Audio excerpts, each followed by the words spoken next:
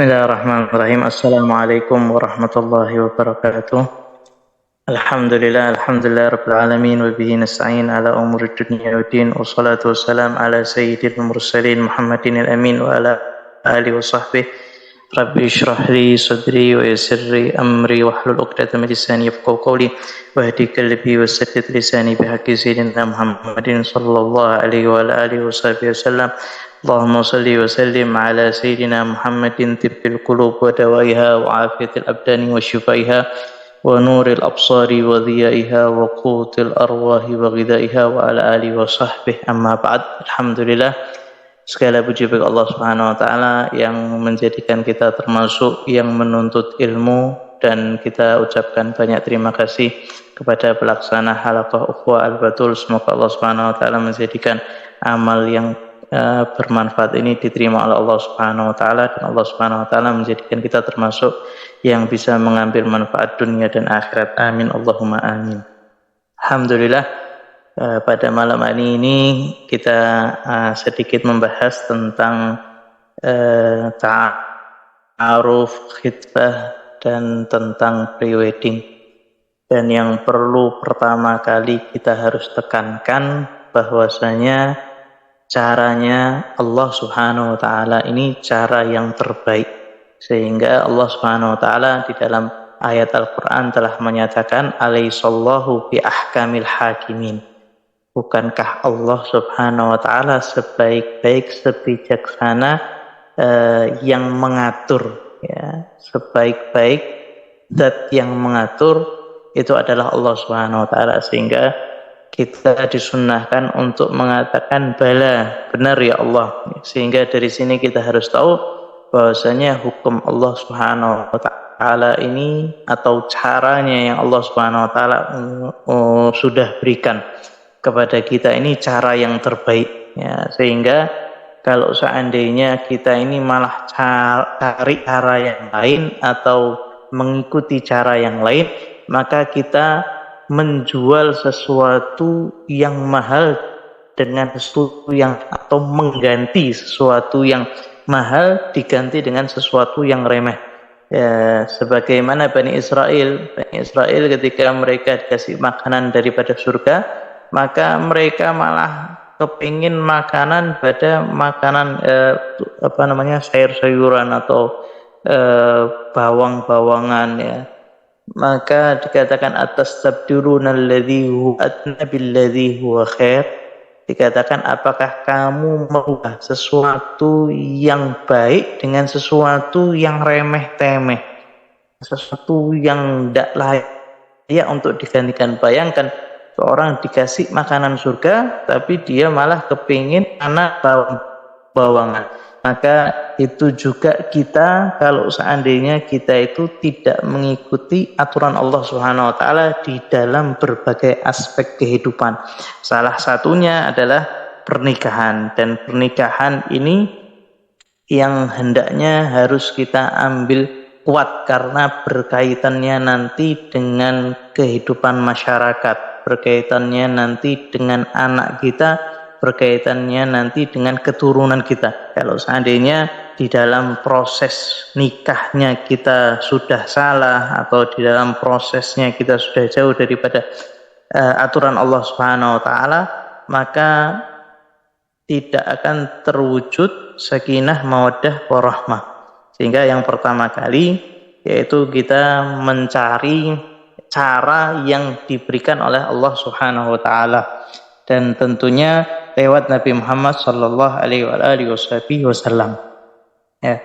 Kemudian ketika seseorang itu mau ta'aruf, maka hendaknya diperhatikan bahwasanya di dalam syariat Islam kita diperintahkan untuk mencari istri atau suami yang saleh. Istri yang salehah juga termasuk daripada mata'id dunia, atau perhiasan dunia. Perhiasan dunia itu ketika kita berdoa Rabbana atina fid dunya hasanah, itu yang dimaksud adalah wanita salihah. Dan Nabi Muhammad sallallahu alaihi wasallam mengatakan sesungguhnya wanita itu dinikahi karena beberapa sebab, ya.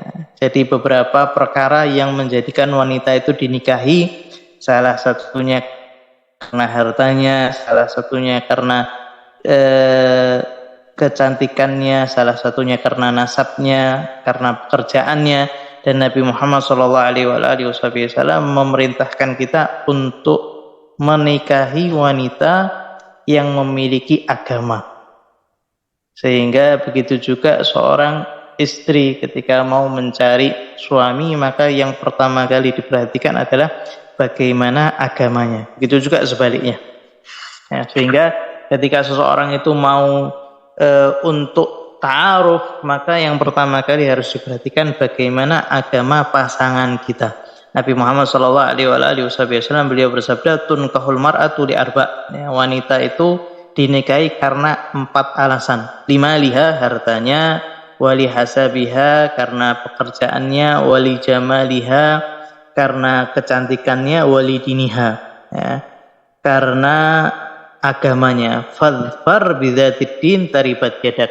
Maka hendaknya kamu itu beruntung dengan wanita yang beragama, maka kamu akan beruntung. Pilihlah wanita yang beragama, niscaya kamu akan beruntung. Begitu juga seorang wanita, kalau seandainya dia sudah dilamar oleh seorang yang soleh karena agamanya baik, maka hendaknya jangan ditolak, ya, karena maka akan terjadi fitnah, ya, di dalam kehidupannya. Dan Nabi Muhammad SAW beliau sampai mengatakan bahwasanya sesungguhnya budak wanita yang hitam tetapi memiliki agama, maka itu lebih baik daripada wanita yang lain, ya. Sehingga yang ditekankan oleh Nabi Muhammad SAW adalah wanita yang salihah. Begitu juga wanita yang salihah itu nanti yang akan memberikan keturunan. Sehingga yang pertama kali juga dilihat bagaimana keluarganya. Karena seorang wanita itu tidak melahirkan anak kecuali biasanya tidak jauh seperti saudaranya atau saudarinya. Sehingga yang pertama kali harus dipilih ketika kita mau memilih pasangan, lihat keluarganya terlebih dahulu. Ini poin yang paling penting. Kita mau nikah, maka lihat keluarganya, ya, keluarga lelaki maupun keluarga perempuan. Dan Nabi Muhammad SAW mau wanti-wanti, jangan sampai kamu menikah dengan khadra'ud diman, ya.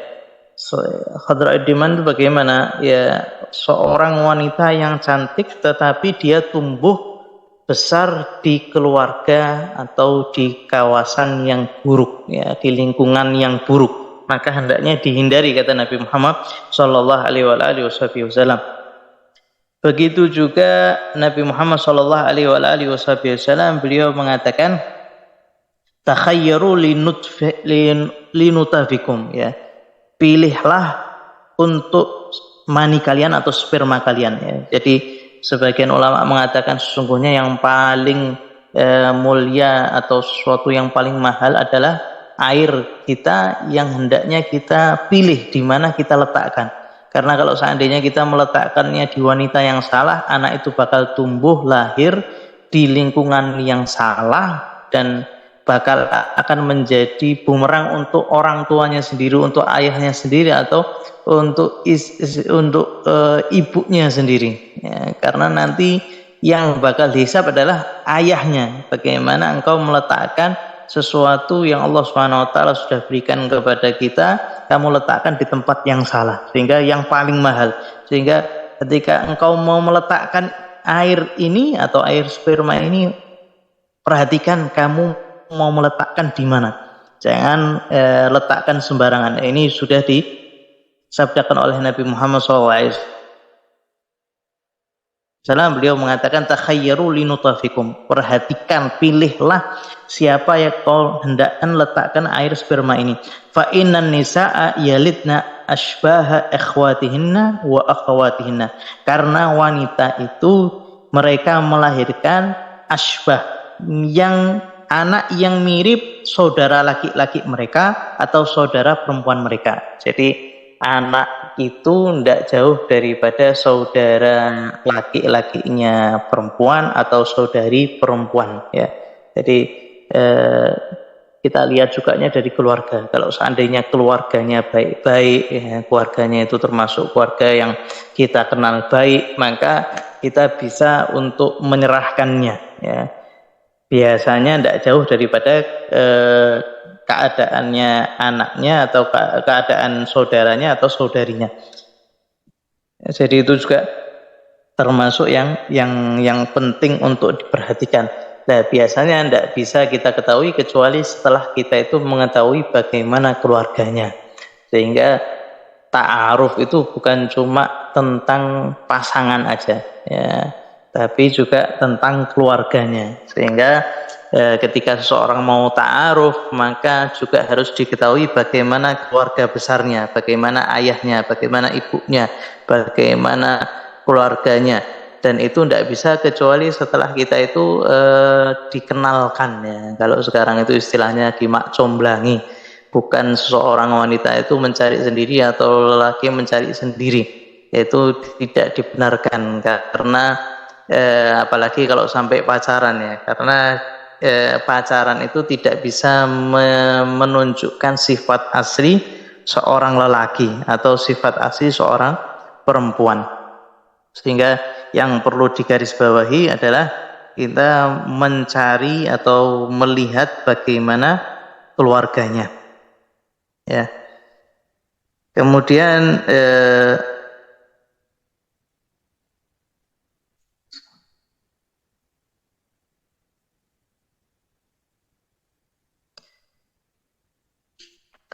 ketika seseorang itu ta'aruf, hendaknya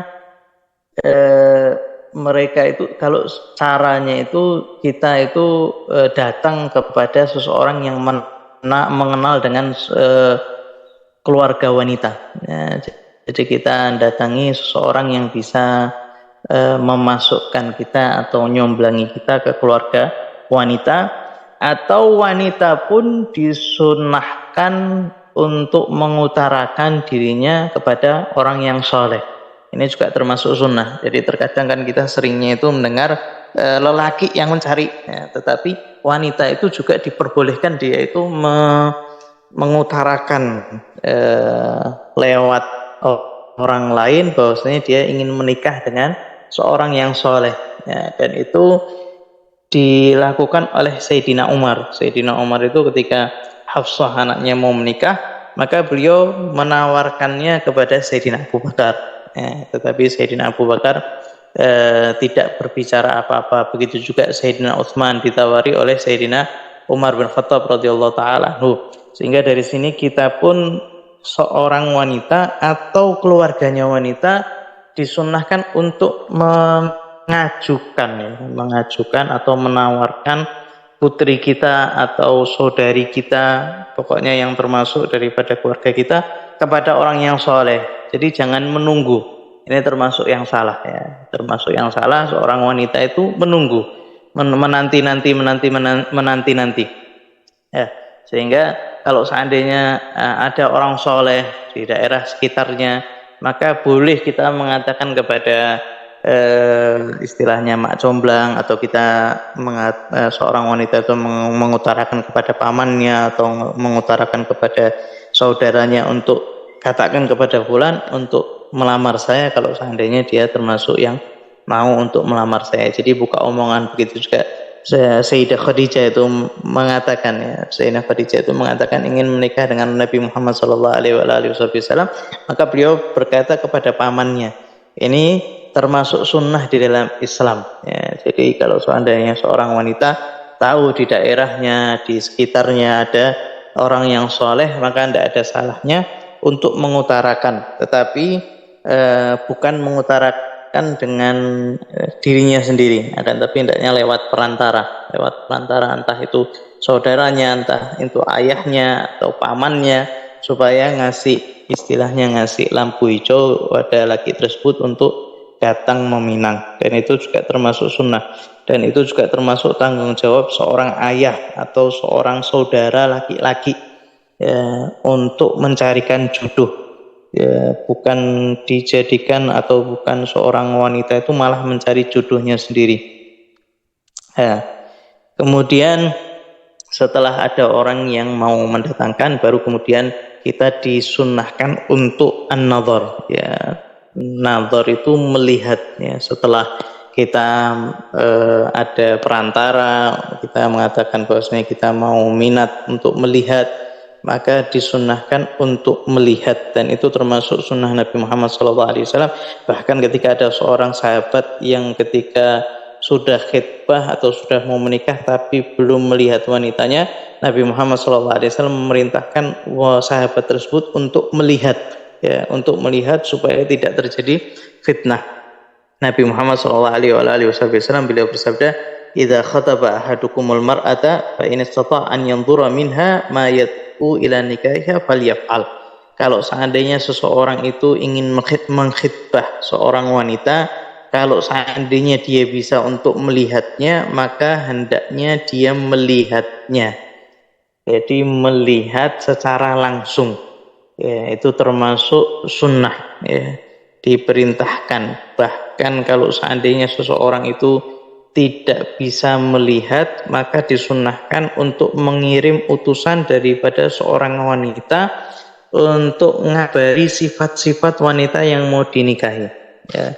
Jadi misalkan seorang lelaki dia tidak bisa untuk melihat calonnya, misalkan masih belajar di luar negeri, maka apa yang harus dilakukan, ya, dia nyuruh ibunya atau adiknya yang perempuan untuk mendatangi calonnya, kemudian nanti disifati, oh ini kulitnya putih, rambutnya misalkan lurus, ya, atau keriting, kemudian matanya blok, misalkan alisnya, hidungnya mancung dan lain sebagainya, disifati dengan sebaik-baik sifat, kemudian baru dinikahi, ya. Karena ini termasuk ditakutkan nanti setelah dinikah, setelah melihat malah nggak suka. Nah, itu terjadi, ya, terjadi di Yaman sana. Itu ada terjadi seorang lelaki nikah kepada seorang wanita yang dia tidak melihat, dan ketika malam pertama atau ketika melihat pertama kali dia tidak suka sama sekali, maka itu terjadi fitnah, sehingga Nabi Muhammad SAW memerintahkan untuk adanya melihat antara orang yang mau khitbah, ya, dengan orang yang mau dikhitbah, dan tidak boleh ada yang namanya gharar, tipuan, ya. Tipuan itu bagaimana? Misalkan seorang lelaki mau khitbah seorang perempuan, ya, dan ya, dia sudah berumur, sudah ada uban, kemudian dia nyemir dengan coklat misalkan, maka hendaknya dikabari bahwasanya dia itu nyemir rambutnya. Ini termasuk yang harus dikabarkan. Begitu juga seorang wanita ketika dia mau menikah, maka atau ketika mau khitbah, ketika mau nadhar, maka tidak diperbolehkan dia itu memakai riasan, kecuali dia mengatakan kepada calonnya bahwasanya ini termasuk riasan, ya. Karena uban saja diperintahkan untuk ngasih tahu calon perempuan, ini lelaki sudah beruban, dia memakai semir, karena sebagian wanita tidak suka kalau seandainya lelakinya itu sudah beruban. Begitu juga wanita, maka tidak diperbolehkan misalkan dia memakai softline misalkan, ya, sehingga lelaki ketika melihat, oh ternyata kok matanya itu bagus, ternyata itu softline, atau dia dandan, ya, setelah nikah ketika dibusak make upnya ternyata tidak sesuai dengan harapan. Nah, ini termasuk gharar yang di dalam Islam diperintahkan untuk dihilangkan, ya. Jadi kalau seandainya dia itu dandan atau rias, maka dikatakan bahwasanya itu rias, bahwasanya itu pakai apa itu sekarang itu eyeliner atau apa bulu mata palsu dan sebagainya, itu hendaknya dikabari, sehingga nanti lelaki itu tidak kaget ketika misalkan dihapus, ya. Ini juga termasuk yang diperhatikan oleh Nabi Muhammad SAW. Jangan sampai ada yang merasa tertipu, ya. Sehingga ini termasuk sunnah. Dan kemudian ketika seorang lelaki setelah melihat kalau tidak cocok, maka tidak diperbolehkan mereka itu menyebarkan sifat-sifat wanita tersebut. Ini termasuk yang terjadi di sebagian daerah Arab, termasuk yang di Tahrim. Sebagian orang ketika dia melihat wanita tidak cocok, maka kemudian ngabari ke beberapa orang, wanita anaknya fulan tidak bagus, tidak cantik. Sehingga akhirnya keluarga wanita itu tidak mau untuk menunjukkan putrinya. Ini termasuk yang disayangkan, ya. Ini termasuk amanat, sehingga seorang wanita itu tidak boleh mensifati wanita yang lain di hadapan yang bukan muhrimnya. Sehingga kalau di Tahrim akhirnya ditutup, ya, mereka itu kota kecil, sehingga mereka melaksanakan sunnah ini. Setelah melaksanakan ternyata orang-orang itu ada yang tidak amanat, atau terkadang ada dapat kabar, oh keluarga fulan melihat wanita daripada keluarga fulan, akhirnya tidak jadi. Ya, akhirnya orang-orang itu tanda tanya, kenapa tidak jadi? Oh mungkin ini tidak cantik. Akhirnya sebagian orang itu akhirnya tidak mau masuk ke keluarga tersebut karena dianggap mungkin tidak cantik, atau ada yang ngabari bahwasanya dia tidak cantik. Akhirnya sekarang sudah tidak ada lagi nazar, ya. Jadi tidak ada lagi nazar karena kota Tarim itu kota kecil. Jadi kalau seandainya kelihatan, ya langsung, atau kalau seandainya ada kabar menolak atau ditolak, akhirnya tersebar. Sehingga yang terjadi sekarang hanya mengutus dari keluarga itu mengutus seorang perempuan untuk mensifati wanita yang mau dikhitbah, atau terkadang ngelihatnya dari waktu kecil, ya, sehingga tidak ada nazar. Tapi ini termasuk disunnahkan. Dan juga jangan lewat webcam, ya, atau video call atau foto, itu tidak menunjukkan sama sekali. Karena di dalam nazar itu ada ikatan yang Allah Subhanahu wa taala sisipkan di antara kedua mempelai, ya. Jadi kalau seandainya dia melihat, itu ada rasa tenang, ada rasa cocok, ya. Berbeda kalau seandainya lewat foto atau lewat webcam, itu tidak seperti melihat secara langsung. Ini ta'aruf yang diperkenankan, ya. Sehingga di dalam kitab Sayyid Muhammad bin Ali Al-Maliki tidak boleh lebih daripada ini. Yang boleh dilihat itu cuma wajah yang bisa menentukan cantik atau tidak. Kemudian yang boleh dilihat itu tangan, karena tangan itu bisa menunjukkan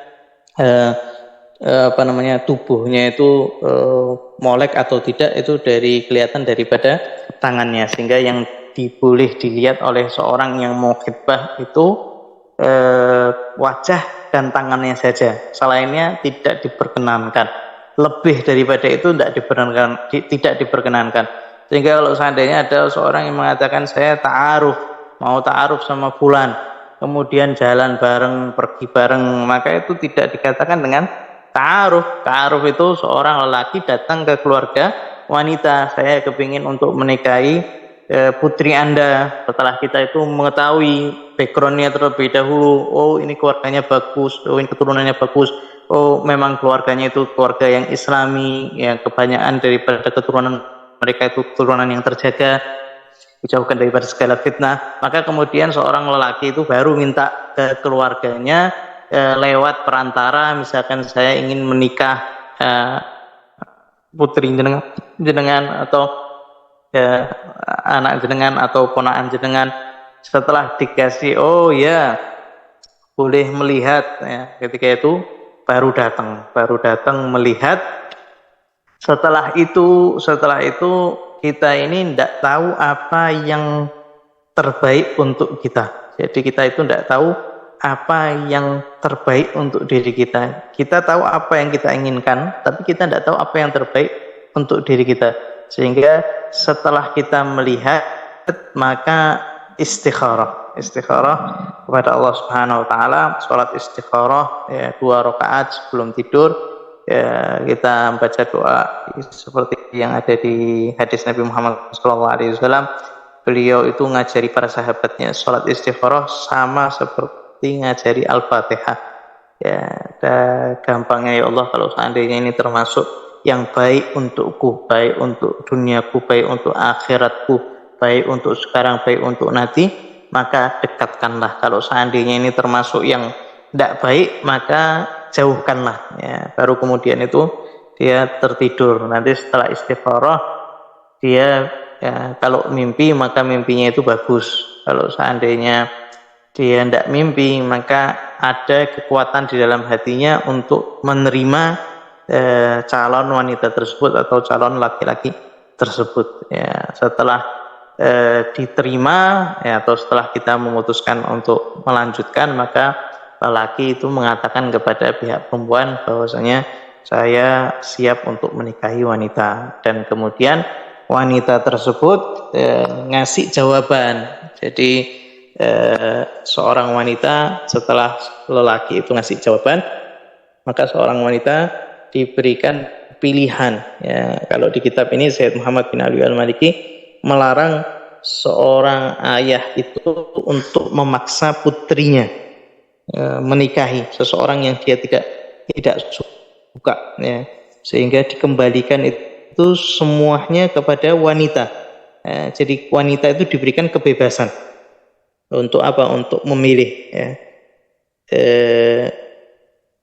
Sehingga kalau seandainya dia itu mau untuk melanjutkan, maka dilanjutkan, ya. Meskipun dalam hukum fikihnya seorang ayah itu bisa memaksa wali mujbir, ya, bisa memaksa seorang gadis untuk menikah, akan tapi karena banyak masalah akhirnya tidak diperkenankan kecuali setelah wanita atau putri tersebut mengiyakan, ya, mengiyakan. Jadi kalau seandainya dia termasuk yang mengatakan terserah ayah atau terserah abah atau terserah mama, ya sudah, itu orang tua yang menentukan, ya. Tapi kalau seandainya dia tidak mau, maka tidak boleh dipaksakan, karena nanti bakal terjadi permasalahan-permasalahan yang bakal dijalani, ya. Kalau seandainya diterima, maka kemudian dilanjutkan, ya. Setelah diterima, dilanjutkan itu yang namanya lamaran, ya. Lamaran itu bisa mendatang, ya, resmi, ya. Misalkan kalau kita di Zaid itu kita mengatakan seperti Al-Fatihah. Jadi istilahnya itu Fatihah. Itu lamaran, pihak lelaki meminta kepada pihak perempuan secara resmi, ya. Jadi kemarin itu yang terjadi kemarin itu belum tersebar sama sekali, ya. Setelah seorang wanita itu mengatakan iya, lelakinya iya, keluarganya sudah iya, baru kemudian diadakan acara resmi, ya. Acara resmi, pihak keluarga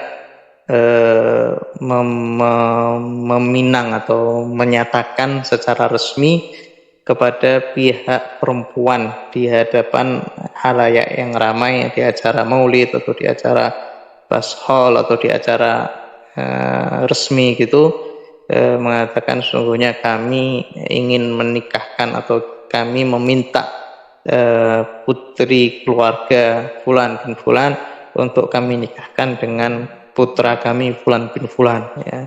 Kemudian nanti pihak perempuan itu menerima, ya. Setelah menerima, maka itu sudah terjadi ikatan resmi, dan tidak diperbolehkan untuk menjalin hubungan setelah lamaran, ya. Ini termasuk yang dilarang keras oleh Sayyid Muhammad bin Ali Al-Maliki. Beliau melarang keras hubungan yang terjadi setelah lamaran, karena seorang wanita itu tidak bisa mengetahui sifatnya lelaki dengan hubungan yang terjadi setelah lamaran. Itu tidak bakal diketahui, karena biasanya di fase-fase seperti ini lelaki bakal menunjukkan sifat baiknya, perempuan juga akan menunjukkan sifat baiknya. Tidak ada yang mau menunjukkan sifat buruknya, sehingga tidak diperkenankan untuk menjalin hubungan setelah lamaran ya.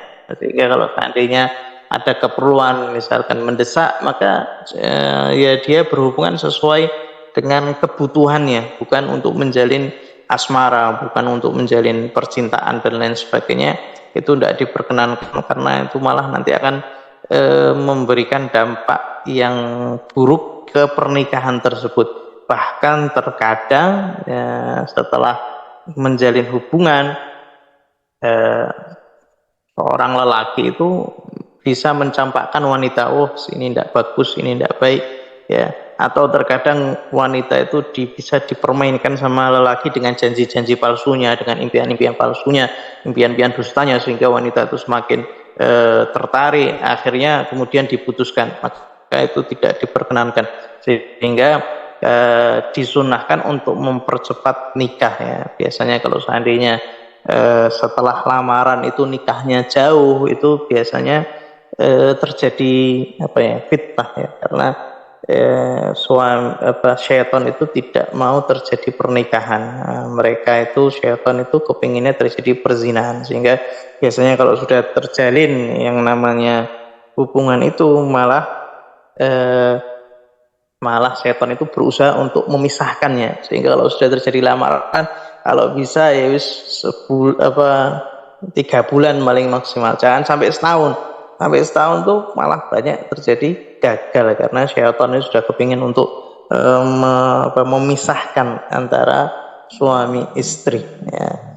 Sehingga setelah lamaran, maka seorang lelaki sama seorang perempuan itu tidak dianjurkan untuk berhubungan ya, baik via medsos atau via WhatsApp, hanya berkaitan dengan yang diperlukan saja, maka itu bukan sama seperti hukumnya sama seperti wanita berhubungan dengan wanita yang lain ya. Jadi hubungannya itu sesuai dengan misalkan pekerjaan, atau misalkan harus ngurus KUA, harus ada yang ditanyakan, maka itu tidak ada masalah itu. Tapi selebihnya maka tidak diperkenankan ya. Jadi pacarannya itu setelah menikah, dan dikatakan bahwasanya orang yang paling nikmat ya merasakan nikah itu adalah seorang lelaki atau seorang perempuan yang tidak pernah menjalin hubungan dengan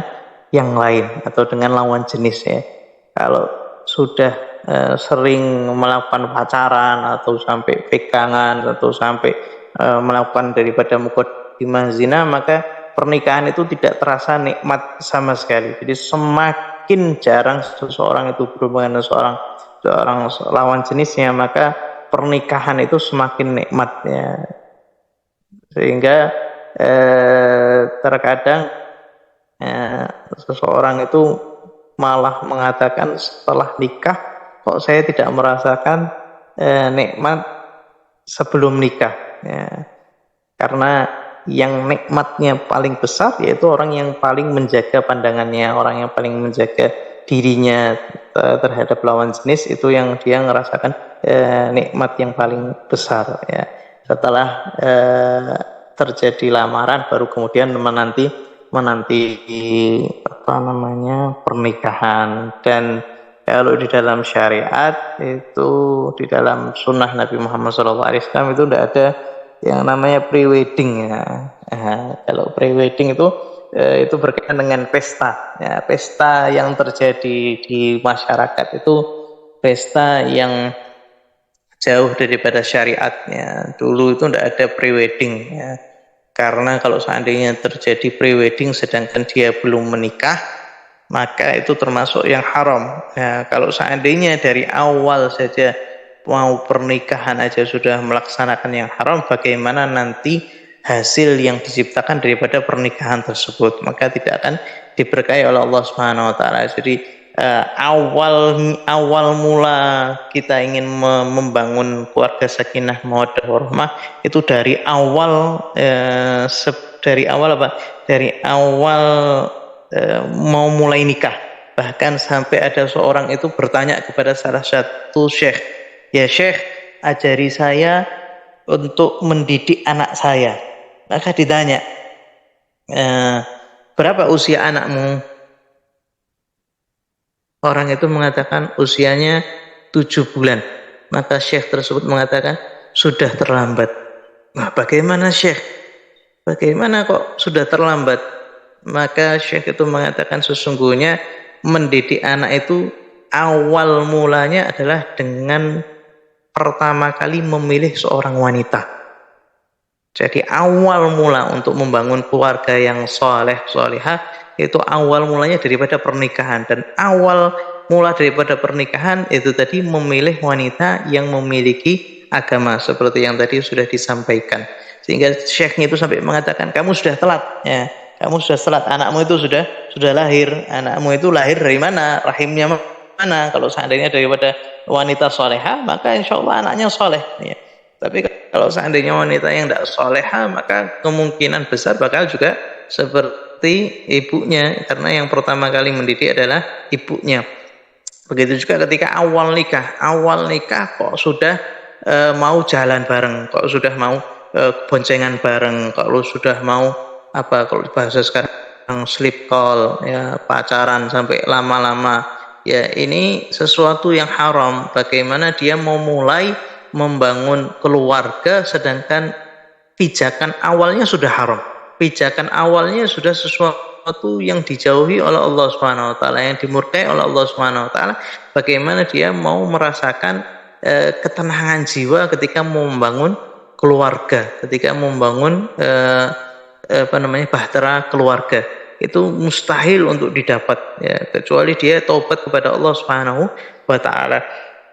Sehingga kalau seandainya mau pre-wedding itu, ya dia minimal dia harus nikah siri terlebih dahulu. Dan nikah siri terlebih dahulu nanti masalah lagi kalau seandainya tidak jadi sampai nikah beneran, ya.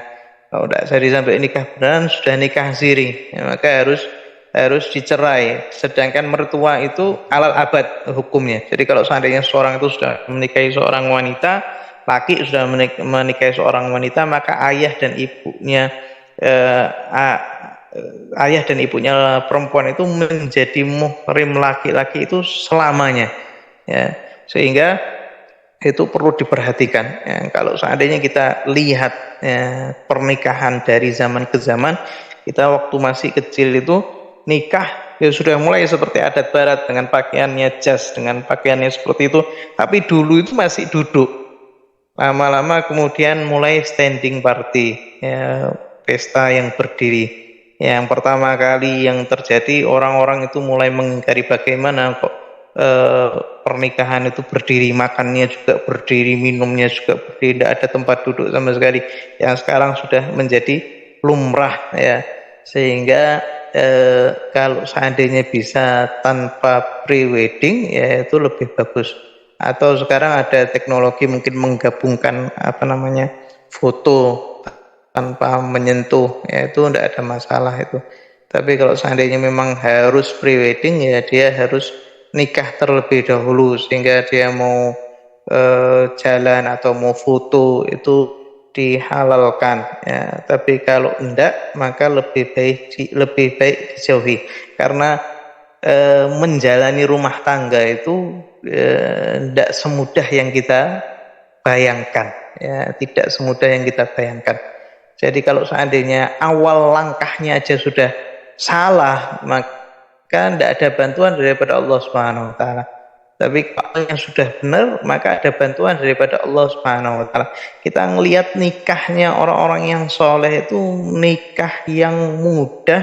Bahkan terkadang seorang wanitanya itu menerima apa adanya karena ngelihat ilmunya, karena ngelihat nasabnya, karena ngelihat ini solehnya, keluar dari mereka, dari rumah tangga tersebut orang-orang yang kenal dengan Allah Subhanahu wa taala. Umar bin Hafid, guru kita, ketika menceritakan daripada nikahnya ayahnya dengan ibunya, maka beliau sampai menangis dari saking tidak ada pesta, tidak ada walimah, tidak ada sesuatu yang mewah, tapi keluar daripada rahim ibu tersebut anak yang akhirnya menjadi mufti, anak yang menjadi alim, orang yang menjadi dai, orang yang takut kepada Allah Subhanahu wa taala. Begitu juga Habib Ali bin Muhammad Al-Habsyi, ketika kita melihat sejarahnya Habib Muhammad bin Husain, ketika mau menikah, beliau itu nikah yang dicari adalah sholihahnya. Ya, dinikahi tanpa ada pesta yang luar biasa, bahkan orang-orang setempat ketika itu sampai menjelek-jelekkan Habib Muhammad bin Husain. Kayak Habib Muhammad bin Husain nikah akad begitu saja, tidak ada pesta atau tidak ada seperti orang-orang ya, langsung diambil ya. Tapi setelah itu lahir Habib Ali bin Muhammad Al-Habsyi yang setelah meninggal 100 tahun namanya Habib Ali bin Muhammad Al-Habsyi masih didengar. Bahkan pernikahannya itu, pernikahan Habib Muhammad bin Husain sampai sekarang masih kita sering dengar. Kalau sekarang itu terkadang pestanya mewah luar biasa, tapi baru berjalan 1 tahun sudah cerai. Kenapa? Karena Allah Subhanahu wa taala sudah ngasih hukum, wa man a'rada an dzikri fa inna lahu ma'isyatan dhanka. Kalau seandainya seorang itu berpaling daripada hukumku, berpaling daripada ajaranku, maka dia akan memiliki kehidupan yang sempit. Sehingga kalau seandainya sudah terjadi ya pernikahan kita memang belum dalam syariat, maka kita istighfar kepada Allah Subhanahu wa taala, tobat kepada Allah Subhanahu wa taala, kemudian berusaha tidak menikahkan anak kita kecuali dengan cara yang terbaik, dengan cara yang syariat ya. Kita pilihkan ta'aruf ya, ta'aruf secara resmi, bukan sekarang ta'aruf tapi pacaran. Jadi pacaran diganti nama ta'aruf ya. Saya sudah ta'aruf ya Habib, saya sudah ini. Terus kamu ngapain? Saya jalan berdua, makan ya. Nah, meskipun naik motornya sendiri, perjalanannya sendiri ya, maka itu bisa mengurangi nikmat ya. Nanti dia nikah malah akan terjadi fitnah. Ta'aruf itu ya ketika seorang itu tahu, oh ini keluarganya fulan, oh ini memang dia ini bagus, keturunannya bagus, pekerjaannya bagus, bukan termasuk daripada anak zina misalkan, bukan termasuk daripada keluarga yang buruk. Kemudian kita sudah tahu keluarganya baik, baru kemudian kita lihat, oh ini wanita yang bagus. Setelah kemudian istikharah ya, kemudian minta, setelah minta diterima, baru terjadi pernikahan. Itu yang namanya ta'aruf. Adapun sekarang yang dikatakan ta'aruf itu yang namanya pacaran ya. Sedangkan Allah Subhanahu wa taala menyatakan wala taqrabuz zina. Jangan sekali-kali kamu mendekati zina ya. Meskipun dikatakan ta'aruf, tapi kalau sampai ta'arufnya 3 bulan chattingan terus ya, itu namanya bukan ta'aruf ya, itu namanya pacaran tapi dengan nama ta'aruf. Sehingga pijakan kita ketika mau menikah itu harus pijakan yang benar. Kalau pijakannya benar, kalau dasarnya benar, maka kita akan menjalani rumah tangga itu dimudahkan oleh Allah Subhanahu wa taala, dikasih bantuan oleh Allah Subhanahu wa taala, karena syaitan itu besar sekali gangguannya untuk memisahkan suami istri. Jadi kalau pacaran itu syaitan ngasih bumbu-bumbu supaya wanita dan lelaki tersebut itu semakin jatuh cinta, semakin rindu, akhirnya terjadi perzinahan. Tapi kalau sudah nikah, bagaimana caranya untuk memisahkan lelaki dengan perempuan, untuk memisahkan suami dengan istri? Jadi iblis itu paling menghargai syaitan yang bisa memisahkan antara suami dan istri. Jadi kalau seandainya syaitan itu ngasih kabar kepada iblis, saya sudah melalaikan orang daripada sholat, saya sudah menjadikan orang itu terjatuh ke perzinahan, itu iblis menerimanya kabarnya itu dengan biasa. Tapi kalau ada syaitan mengatakan, ya iblis, saya sudah bisa memisahkan antara suami dan istri sehingga mereka cerai, maka iblis itu mengatakan, lah ini boloku, ini betul-betul muridku. Kemudian diangkat setan yang kecil itu, dinaikkan ke singgasananya, dibanggakan di hadapan setan-setan yang lain karena dia sudah berhasil untuk memisahkan antara suami dan istri. Jadi kalau kita ngelihat Oh, ternyata pacaran ini memang dikasih bumbu sama iblis, dikasih bumbu sama syaitan supaya tujuannya terjatuh ke zina. Kalau sudah zina nanti keturunannya bakal rusak ya. Tobiahnya bakal berubah, karakternya bakal berubah. Tatanan masyarakatnya juga bakal berubah. Nah, sehingga merusak itu disebabkan karena perzinaan. Tujuannya itu. Ketika sudah nikah, maka sudah tidak ada lagi rasa cinta, rasa rindu seperti yang dikasih bumbu syaitan. Kecuali kalau seandainya seorang itu betul-betul dikasih di orang-orang itu betul-betul menjalani sesuai syariat, maka istri itu jadi tempat yang menjadikan kita itu tenang ya. Kita sekunu ilaiha supaya kamu itu tenang dengan seorang wanita. Tapi kalau enggak ya akhirnya terjadi fitnah di mana-mana ya. Semoga Allah Subhanahu wa taala menjadikan pernikahan kita pernikahan diridhai oleh Allah Subhanahu wa taala, dan siapapun yang belum menikah semoga Allah Subhanahu wa taala kasih jodohnya dengan cepat, Allah Subhanahu wa taala kasih dengan baik, dan semoga Allah Subhanahu wa taala menjadikan keturunan kita keturunan yang saleh salehah, dijauhkan daripada segala perbuatan zina, dijauhkan daripada perbuatan yang dimurkai oleh Allah Subhanahu wa taala.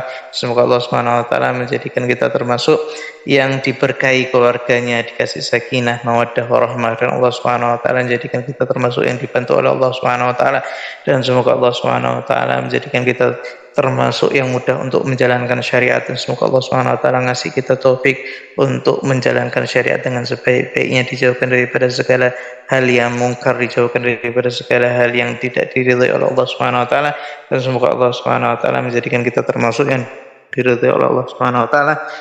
Dan Allah Subhanahu wa taala mengakhiri usia kita dalam keadaan husnul khatimah. Ya muqallibal qulub tsabbit qalbi ala dinik. Wassallallahu alaihi wasallam Muhammadin nabiyil ummi wa ala alihi wasallam. Walhamdulillahirabbil alamin.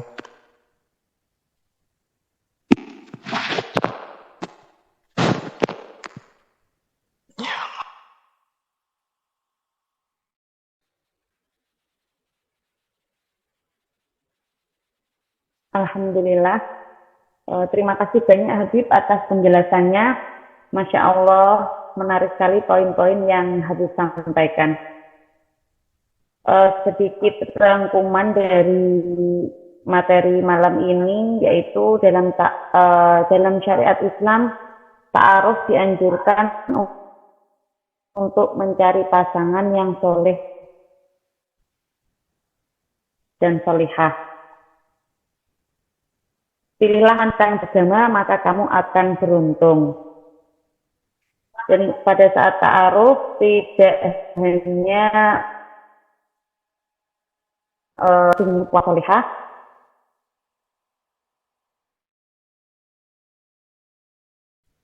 tetapi juga seorang perempuan yang atau mengajukan diri kepada orang yang soleh melalui perantara.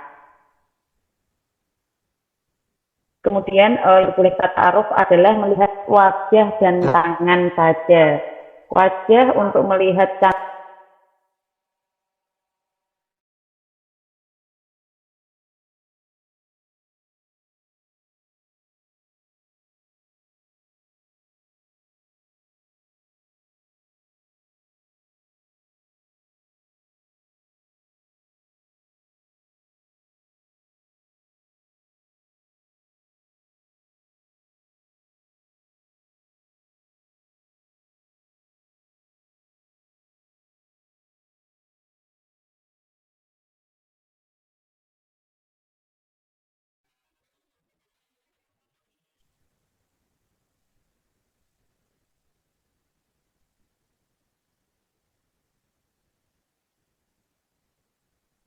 ngapunten tadi sedikit terkendali ya. Jadi alhamdulillah sudah ada beberapa pertanyaan yang masuk. Saya langsung izin membacakan ya Habib. Ya, silakan.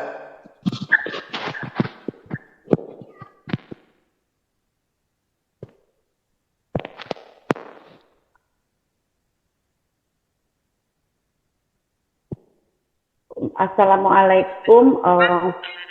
Untuk mengetahui minimal kriteria pria dan wanita dikatakan soleh solehah itu yang seperti apa Habib? Monggo. Apa pertanyaannya tadi? Kriteria pria dan wanita dikatakan solih, solihah itu seperti apa? Nah, ya kriteria yang pertama selalu mendoakan kedua orang tuanya. Itu kalau seandainya seorang itu selalu mendoakan tuanya, itu dikatakan orang yang soleh. Kemudian yang paling mudahnya kita melihat bagaimana dia menerapkan syariat yang dilarang oleh Allah Subhanahu wa Ta'ala, itu dia termasuk soleh. Sehingga soleh itu dia menunaikan hak Allah Subhanahu wa Ta'ala, juga menunaikan hak sama antar manusia. Sudah dikategorikan, maka lihat bagaimana dia bersikap kepada orang tuanya ya. Ketika dia itu sikap baik kepada orang tuanya, maka kemungkinan besar dia juga akan bersikap baik kepada suaminya. Kalau seandainya ingin melihat bagaimana seorang wanita itu melihat mendidik anaknya, itu lihat bagaimana seorang wanita itu ngopeni adik-adiknya itu, atau mendidik adik-adiknya. Penny,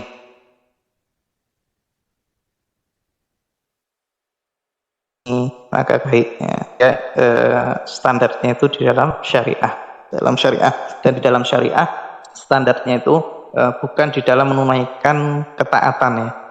Jadi standar yang dikatakan soleh itu di dalam meninggalkan yang dilarang oleh Allah Subhanahu wa Ta'ala.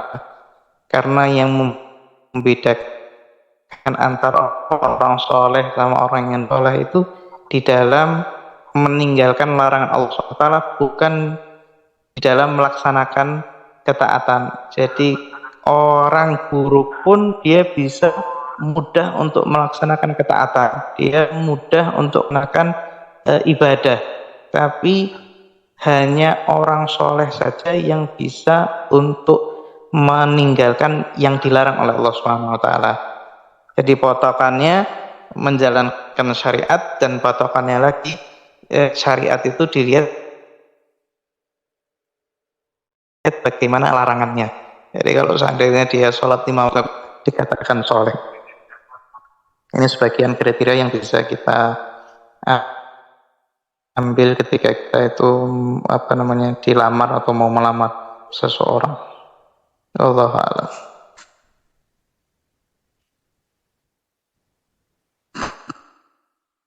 Alhamdulillah. Jadi kriteria pria dan wanita yang soleh, solehah bukan dilihat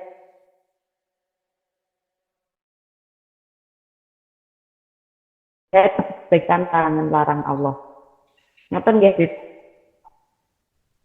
Okay. Untuk pertanyaan selanjutnya, bagaimana proses lamaran yang baik menurut syariat? Karena sekarang ini kalau mengadakan lamaran hampir sama dengan proses menikah yang ada dekorasi untuk kedua mempelai. itu bisa terlaksana dengan dua keluarga yang paham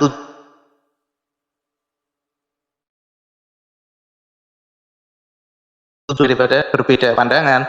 Ada yang menganggap bahwasanya ini lamaran harus kesian anak saya, yang satunya lagi mau menikahkan enggak akan terwujud, termasuk itu nikah kafaah di dalam cara berpandang keluarga atau dalam berpandang lelaki dan perempuan itu. Ini sama-sama tujuannya lamaran yang sesuai dengan syariat, akan tapi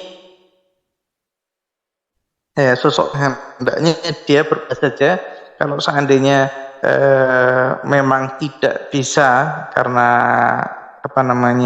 daan, karena apa namanya, orang tuanya yang mendesak, ya kalau bisa pelaksanaan lamaran tersebut sesuai dengan syariat, misalkan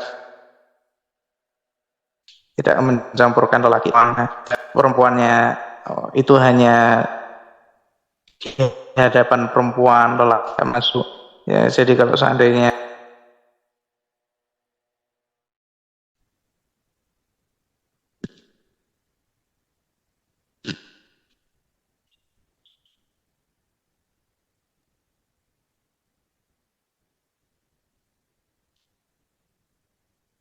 Mohon maaf, terjadi kendala lagi dari teknis kami.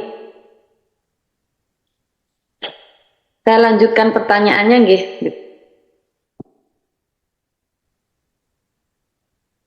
ya, monggo.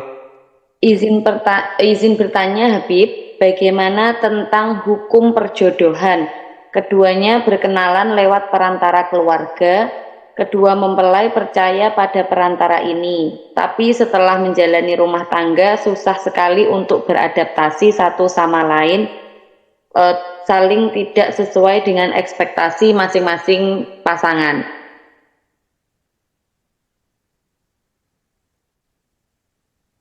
Ya,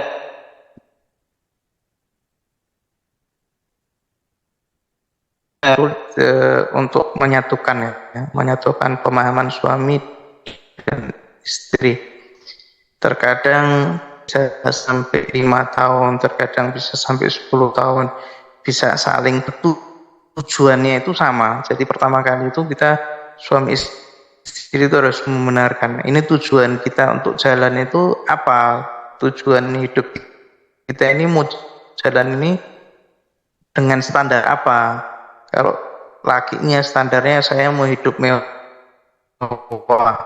sedangkan istrinya saya mau agama, misalkan saya mau sederhana, dan yang satu tolak ukurnya syariat, yang satu tolak ukurnya yang penting di mata masyarakat tidak jelek, ya.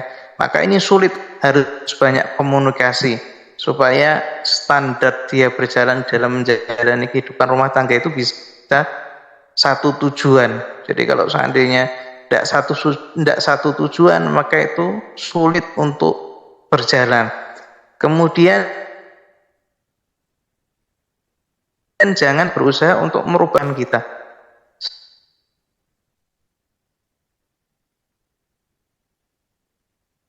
Setelah kita, tapi kalau kita itu tidak paham suami kita, tidak paham istri kita, maka sulit untuk dirubah. Tapi kalau seandainya kita itu paham, oh suami saya ini tidak bisa ditegur seperti ini, oh suami saya ini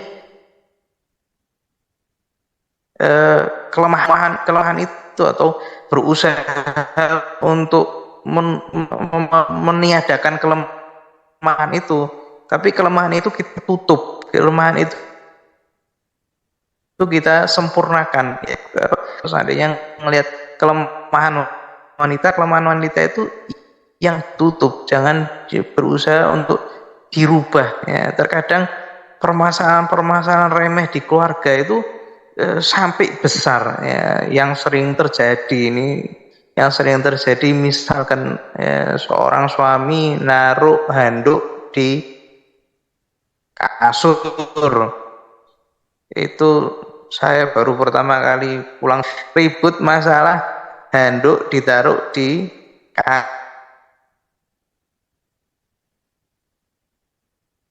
keluarga besar, padahal cuma handuk ditaruh di kasur.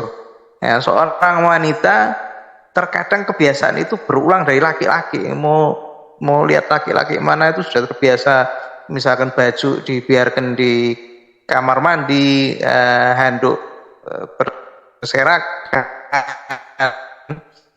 itu hendaknya seorang istri itu menerima, oh ini hendaknya diperbaiki, masalah ini diterima, jangan berusaha untuk merubah. Ini gimana caranya supaya suami saya ini habis mandi naruh handuknya di tempatnya. Ini bakal geger terus. Karena apa? Dia seorang wanita tidak memahami suaminya juga dia melakukan itu tidak sadar, ya, itu tidak terjadi karena kita ngelihat ya, kalau ngelihat konten-konten media sosial tentang suami istri ya itu terjadi di mana-mana sehingga kalau dia cerai untuk nyari laki yang sama atau nyari laki yang lain ya tabiatnya bakal sama sehingga ya,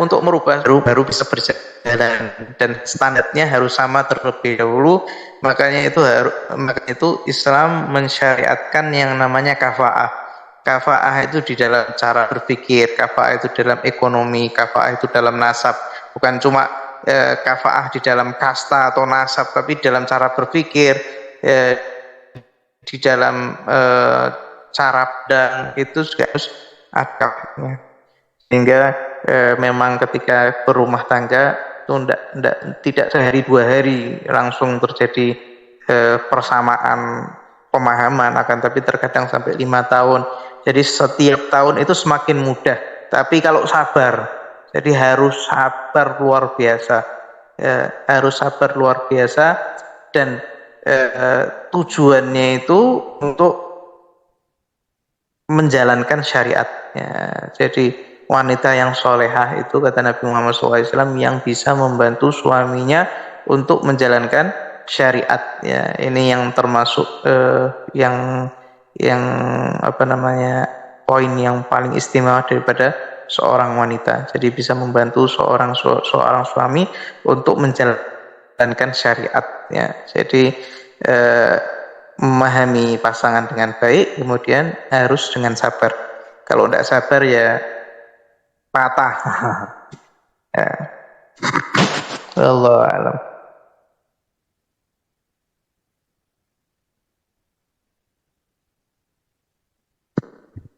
Alhamdulillah.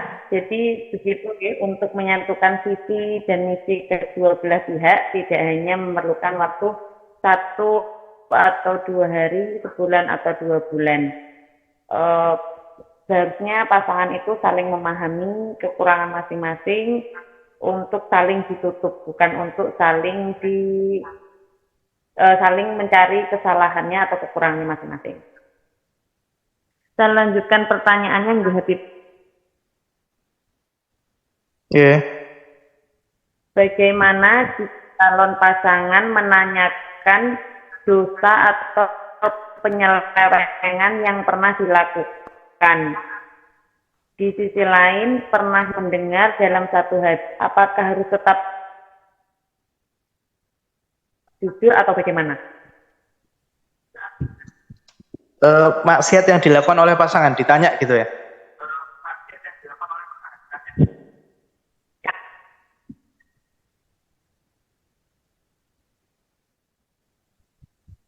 Jadi calon pasangan menanyakan maksiat yang pernah dilakukan gitu? Nggih. Naam, Nabi Muhammad SAW mengatakan fa'idza tulitum bi syai'in fastadhiru. Kalau seandainya kalian itu diuji dengan suatu cobaan atau dengan suatu kemungkaran yang dilakukan, maka hendaknya tutupilah sehingga termasuk itu kita menutupi aib kita. Jangan sampai kita sebarkan. Misalnya ngomong sama pasangan saya sudah melakukan ini, sudah melakukan itu, maka sudah tidak diperkenankan lagi. Ya, kecuali kalau seandainya pertanyaannya yang berkaitan dengan wanita tersebut, misalkan thayyib atau perawan atau sudah tidak perawan, maka itu perlu untuk diutarakan di depan karena itu berkaitan dengan nikah ya. Kalau uban saja tidak boleh ditutupi, apalagi perkara yang semacam itu. Ya, hanya mengatakan kalau seandainya masalah itu ya tinggal dikatakan bahwasanya sudah perawan atau tidak perawan. Tapi bagaimana terjadinya bagaimana maksiat-maksiat yang lain, maka jangan sampai diungkapkan ya, cuma dirinya sendiri antara dia dengan Allah Subhanahu wa taala. Karena kalau seandainya sampai diungkapkan, takutnya nanti termasuk mujaharah. Mujaharah itu maksiat terang-terangan.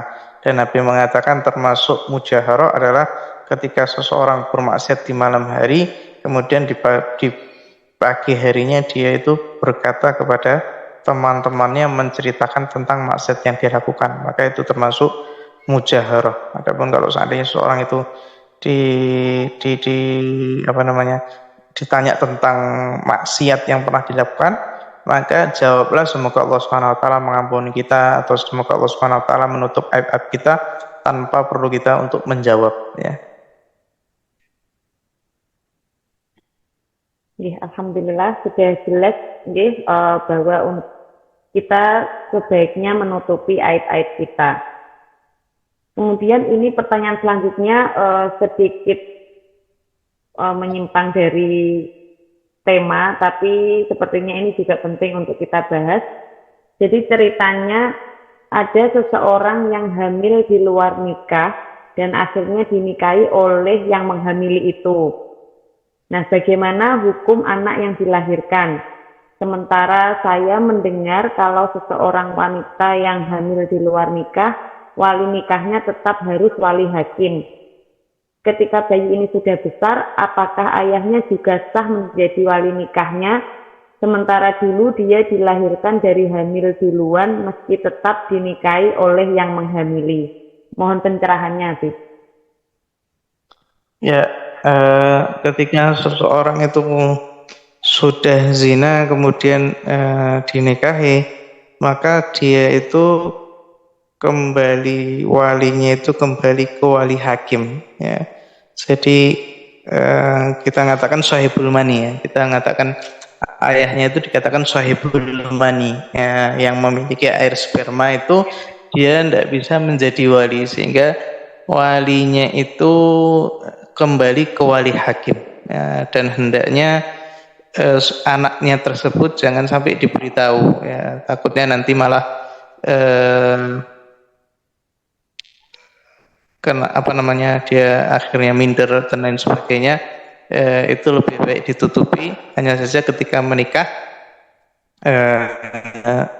orang tuanya tidak menikahkan, tetapi kembali ke wali hakim, kembali ke wali KUA-nya, ya, kembali ke wali KUA-nya, dan yang sudah terjadi sama yang belum terjadi itu hukumnya itu berbeda.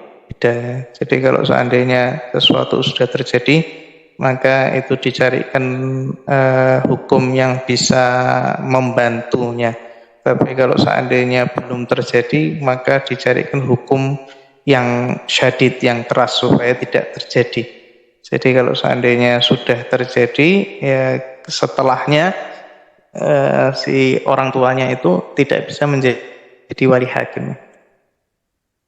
Wallahu a'lam.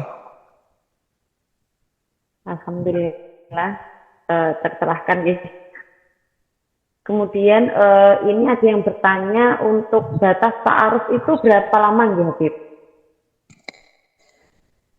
Ta'aruf jadi sekali duduk itu, ya, sekali duduk, kemudian boleh ngobrol didampingi dengan suami, didampingi dengan keluarga perempuan, didampingi dengan keluarga laki-laki. Dia ngobrol gitu, tanya-tanya aja. Setelah itu sudah selesai.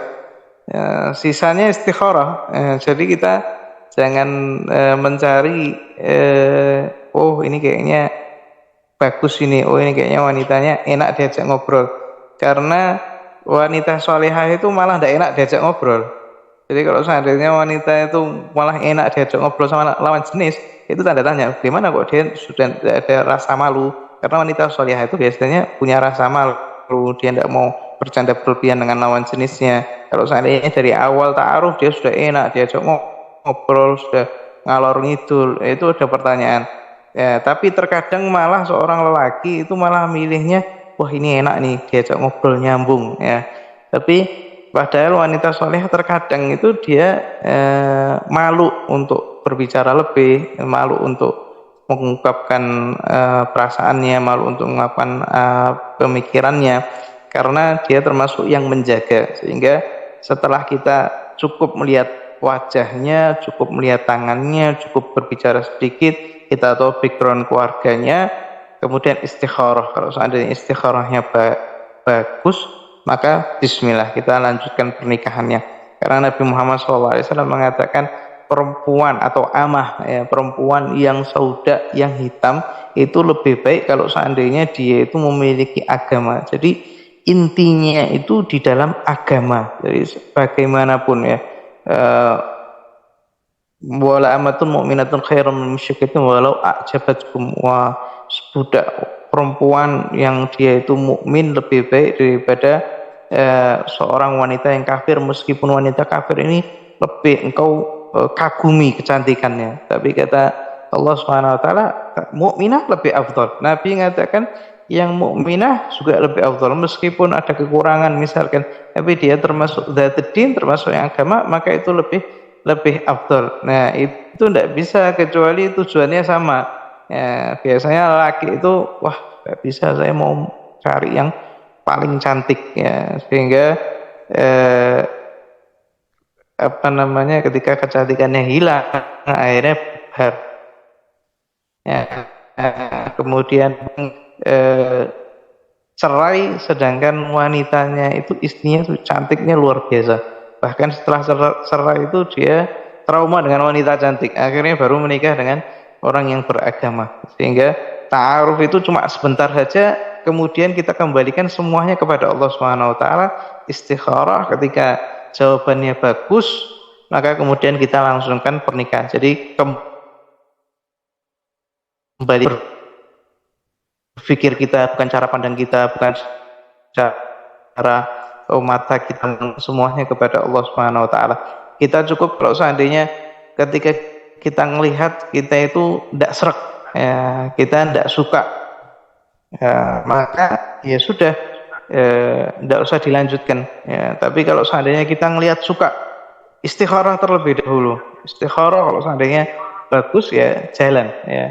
Jadi pengalaman kita pernah mendatangi atau melihat seorang syarifah, ketika itu awal nadrah juga melihat sekali, termasuk yang agama, sudah hafal Quran, juga ngajar, tapi kita tidak serak.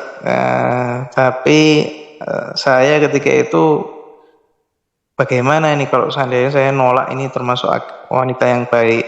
Akhirnya kita tanya sama ustadz kita yang di Hadramut sana, Ustadz bagaimana, ini wanita yang baik-baik, ini dia termasuk syarifah, dia termasuk yang hafal Al-Quran, dia termasuk yang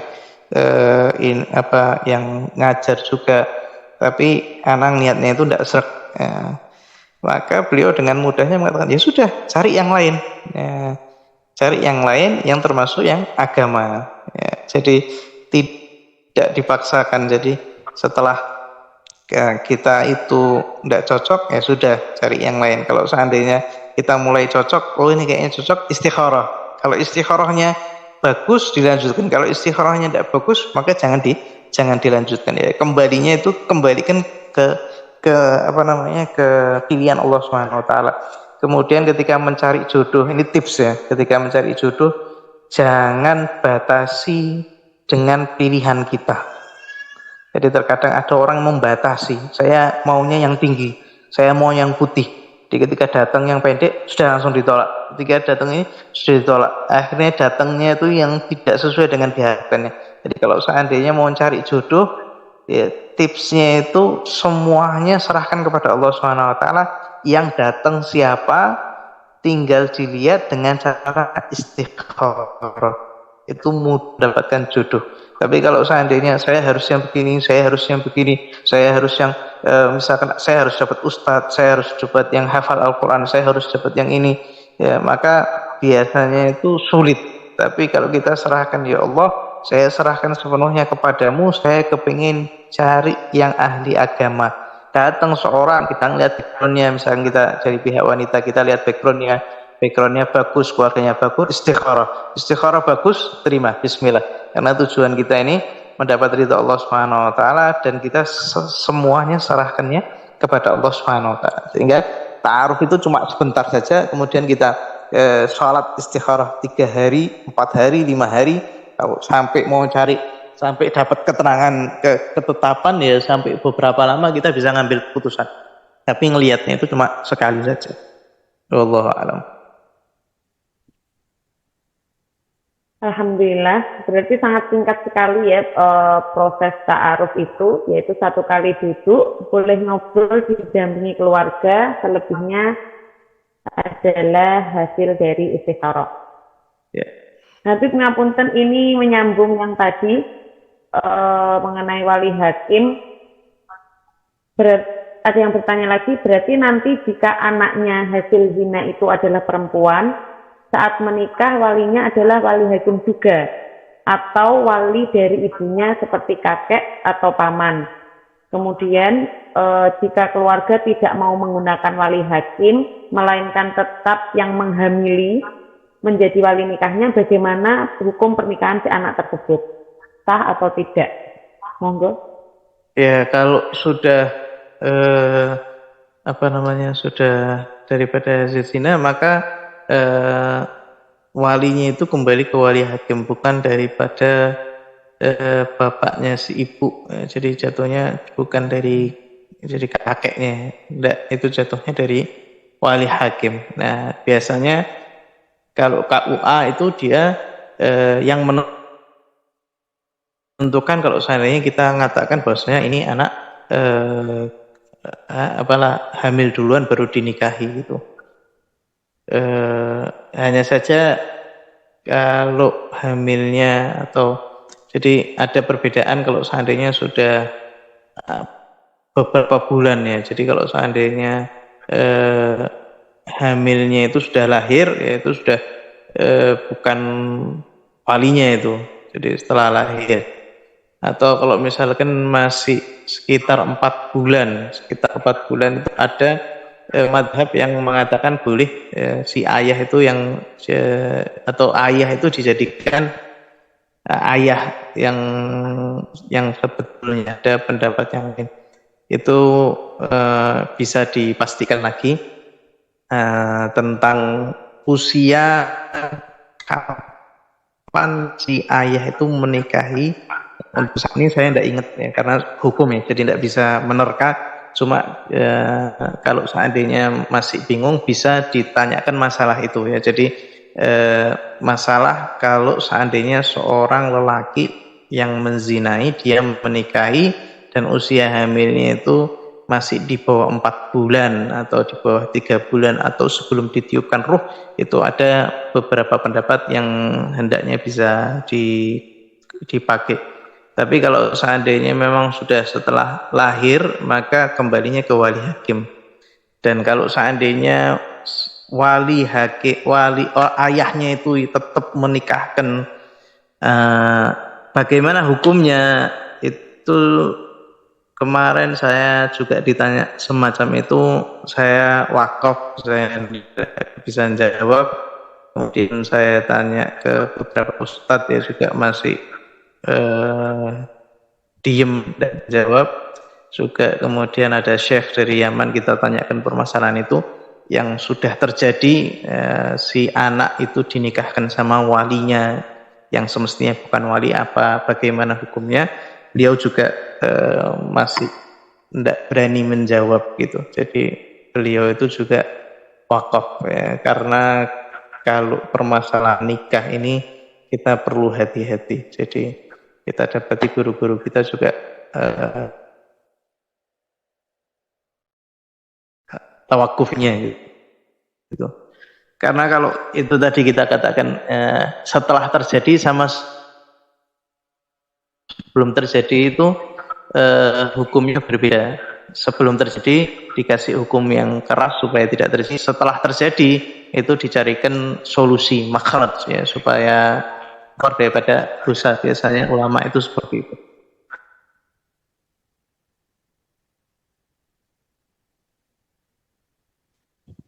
Alhamdulillah. Insyaallah. Alhamdulillah sudah terjawab ya. Ini ada pertanyaan lagi, bagaimana jika ada seorang wanita yang sudah dipinang oleh laki-laki lain Tetapi karena pekerjaan yang menyebabkan LDR sehingga mereka berada pada yang jauh dan menunda waktu pernikahan. Di tengah perjalanan ada laki-laki lain yang melamar wanita tersebut dan siap menikahinya. Kemudian karena ada desakan dari orang tua terhadap wanita tersebut, akhirnya si wanita ini berpindah haluan dan membatalkan pinangan dari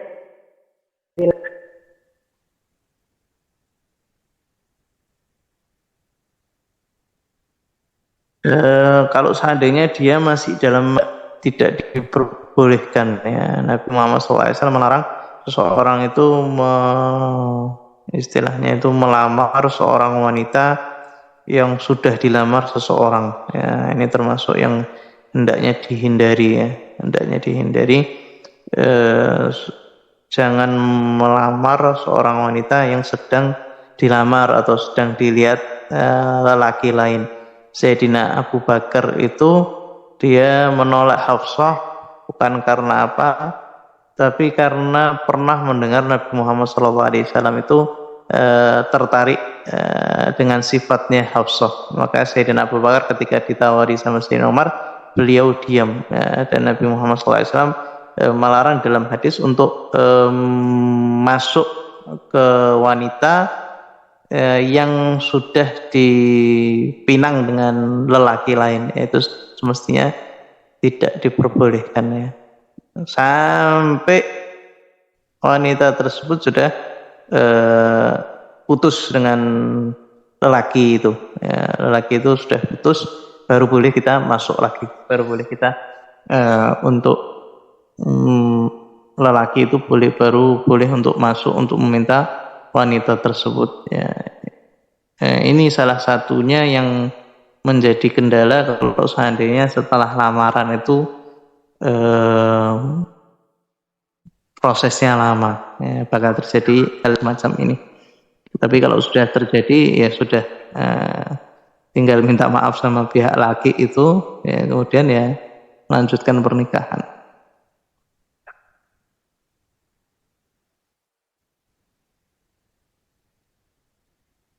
Tapi semestinya yang lelaki kedua itu tidak boleh untuk masuk, karena kalau seandainya dia tahu perempuan itu sudah dilamar atau tunangan seseorang. Allah Allah.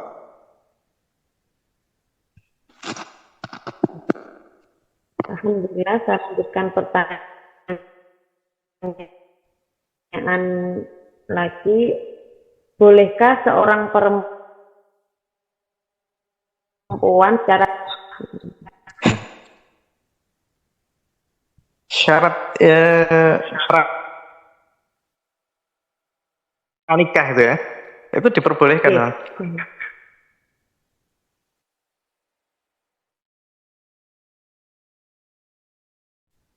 Diperbolehkan, ya, belum nikah.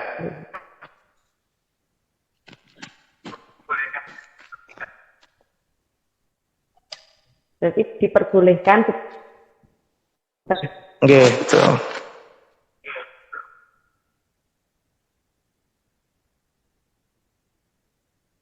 Alhamdulillah, sekarang sudah jam 9 lewat 12 menit. Terakhir ya, Habib. Monggo. Jika seorang wanita dalam lalunya pernah melakukan berzina, si wanita mendapatkan pasangan yang soleh dan dapat. Gimana? Saya ulangi, jika seorang wanita dalam masa lalunya pernah melakukan maksiat berzina, apakah masih ada harapan untuknya menjadi wanita yang solehah dan mendapatkan pasangan yang soleh serta melahirkan keturunan yang soleh-solehah, sementara masa lalunya buruk dan sudah melanggar larangan Allah? Naam, Allah Subhanahu wa ta'ala selalu senantiasa menanti hambanya untuk bertobat. Ketika tobat, ya, benar-benar tobat kepada Allah Subhanahu wa ta'ala, maka Allah Subhanahu wa ta'ala akan menerimanya, dan ketika menerima maka Allah Subhanahu wa ta'ala akan memberikan kebaikan kepadanya. Salah satu, ada seorang ya, yang berzina di zaman Nabi Muhammad SAW, orang tersebut mendatangi Nabi, Rasulullah, saya sudah berzina ya Rasulullah, rasakan had, ya, rajam aku. Ya. Maka kemudian Nabi Muhammad SAW itu berpaling. Nabi itu tidak ingin melaksanakan had, itu kepingin wanitanya tersebut tobat kepada Allah Subhanahu Wa Taala, pergi dan tobat. Tetapi wanita tersebut itu masih memaksa Nabi untuk melaksanakan had. Ya. Nabi berpaling, dikejar sama wanita tersebut. Nabi menoleh ke kiri, ya, wanita itu ke kiri mengatakan, ya Rasulullah, laksanakan had. Ya. Maka kemudian Nabi Muhammad SAW mengatakan, setelah diketahui bahwasanya wanita tersebut hamil, Nabi mengatakan, lahirkanlah anakmu terlebih dahulu, setelah lahir maka datangi aku. Dengan tujuan Nabi itu supaya orang tersebut pergi taubat kepada Allah Subhanahu Wa Taala, istighfar sama Allah Subhanahu Wa Taala. Terus Nabi ngasih pesan sama ayahnya, ayah wanita yang zina ini tadi, mengatakan kepada ayahnya, berbuat baiklah kamu sama putrimu ini, kalau seandainya sudah melahirkan maka bawalah kembali ke aku, kata Nabi Muhammad SAW. Di sini Nabi ngasih pesan sama ayahnya untuk berbuat baik sama wanita yang berzina. Ya, setelah itu wanita tersebut pulang setelah 9 balik lagi, sudah melahirkan, balik lagi ke Nabi, kemudian mengatakan, ya Rasulullah, saya sudah melahirkan, laksanakan had. Ya. Maka Nabi Muhammad SAW mengatakan, pergilah kamu susui anak beraun. Kemudian wanita tersebut kembali menyusui 2 tahun. Nabi itu supaya dia istighfar kepada Allah, taubat sendiri, tidak datang Nabi, tidak datang lagi. Habis pun kemudian mengatakan, ya Rasul, saya sudah menyusui, saya sudah menyusui, laksanakan. Ya. Setelah Nabi melihat bahwasanya wanita ini benar-benar ingin tobat kepada Allah Subhanahu Wa Taala, maka akhirnya Nabi itu merajam wanita tersebut. Nabi pesan, ikat kainmu supaya nanti tidak tersingkap. Kemudian Nabi Muhammad SAW memerintahkan untuk wanita tersebut dirajam, dilaksanakan rajam. Kemudian setelah itu wanita itu dimandikan, kemudian mau disolati, dikafani, mau disolati. Maka Sayyidina Umar bertanya, ya Rasulullah, apakah kamu menikahi seorang wanita yang sudah berzina? Maka Nabi Muhammad SAW mengatakan, wahai Umar, sesungguhnya dia telah taubat kepada Allah Subhanahu Wa Taala. Kalau seandainya taubatnya itu dibagikan kepada seluruh ahli Madinah, niscaya taubatnya itu mencukupi untuk mengampuni dosa mereka semua. Akhirnya kemudian Rasulullah SAW sholat. Dari situ kita tahu bahwasanya maksiat itu yang berbahaya ketika tidak ditaubati. Ya, jadi seseorang itu pasti pernah melakukan dosa.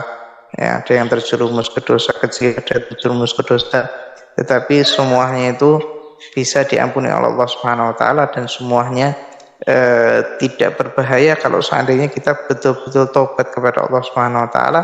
Dosa itu bakal diampuni oleh Allah Subhanahu Wa Taala, dan Allah Subhanahu Wa Taala menanti taubatnya orang-orang yang maksiat, sampai Allah mengatakan, kalau seandainya seseorang itu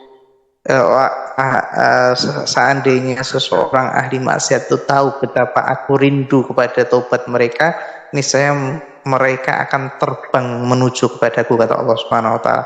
Artinya Allah Subhanahu Wa Taala itu sedang menanti taubatnya orang-orang ahli maksiat, sehingga kita itu melihat maksiat itu berbahaya ketika tidak ditaubati. Jadi kalau seandainya tidak taubat itu berbahaya.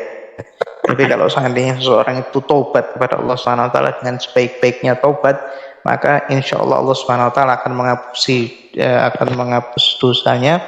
Bahkan Allah bakal melupakan anggota tubuhnya yang digunakan untuk maksiat.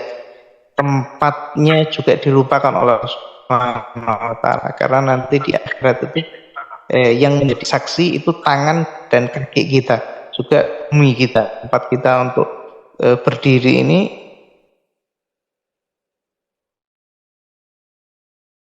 ini Allah Subhanahu wa taala dihapus dosanya Allah Subhanahu wa taala, tangan kita dilupakan oleh Allah sehingga tidak bersaksi, kita melakukan maksiat, kaki kita juga dilupakan oleh Allah Subhanahu wa taala, begitu juga bumi juga dilupakan oleh Allah Subhanahu wa taala, sehingga kita ini diterima sama Allah Subhanahu wa taala dengan sebaik-baik penerimaan kalau seandainya kita bertobat dengan baik kepada Allah Subhanahu wa taala.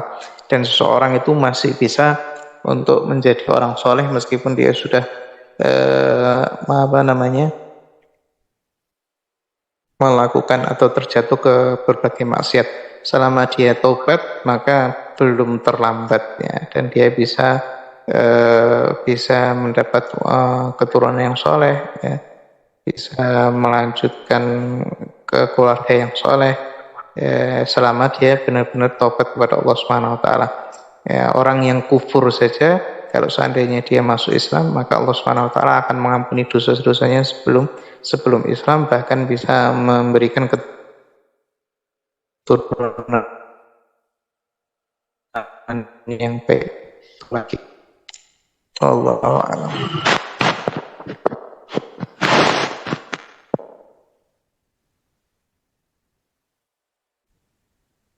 Alhamdulillah bisa dipahami dengan mudah.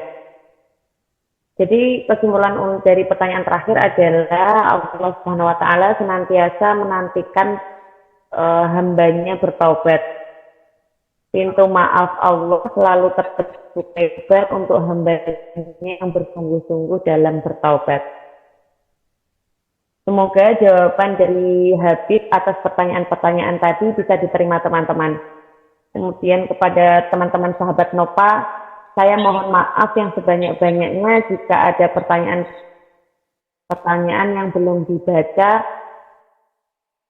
dan terjawab karena keterbatasan. Semoga di lain kesempatan kami bisa kembali mengakomodir materi fikih munakahat dengan tema ta'aruf, khitbah, dan prewedding yang sesuai syariat dengan lebih baik lagi. Habib pangapunten barangkali berkenan memberi closing statement kepada kami, kemudian panjenengan tutup dengan doa untuk kami semua. Monggo. Kita tutup kajian ini bahwasanya Allah Subhanahu wa taala akan senantiasa menerima taubat hambanya, dan Allah Subhanahu wa taala senantiasa memberikan seseorang bantuan untuk melaksanakan syariat selama orang tersebut niat untuk melaksanakan syariat, sehingga ulama itu mengatakan barang siapa yang niat ya, dengan satu kebaikan, maka Allah Subhanahu wa taala akan membuka 70 pintu taufik, sehingga tidak ada yang namanya terlambat di dalam untuk melaksanakan syariat. Ya, semoga Allah Subhanahu wa taala menjadikan kita termasuk yang dimudahkan oleh Allah Subhanahu wa taala untuk menjalankan syariat. Semoga Allah Subhanahu wa taala memberikan kita taufik, beribu-ribu taufik, sehingga kita termasuk yang menjalankan perintah Allah Subhanahu wa taala, menjauhi larangan Allah Subhanahu wa taala. Semoga Allah Subhanahu wa taala menjadikan kita termasuk hamba yang saleh salihah. Allah Subhanahu wa taala memberikan kita taufik untuk menjalankan sunnah Nabi Muhammad SAW. Semoga Allah Subhanahu wa taala menjadikan kita termasuk yang dicintai oleh Nabi Muhammad SAW, mencintai Nabi Muhammad SAW. Semoga Allah Subhanahu wa taala menjadikan keluarga kita keluarga sakinah mawaddah warahmah. Allah Subhanahu wa taala menjauhkan kita dari daya syaitan. Semoga Allah Subhanahu wa taala melemahkan syaitan sehingga tidak akan diri kita, keluarga kita, anak-anak kita.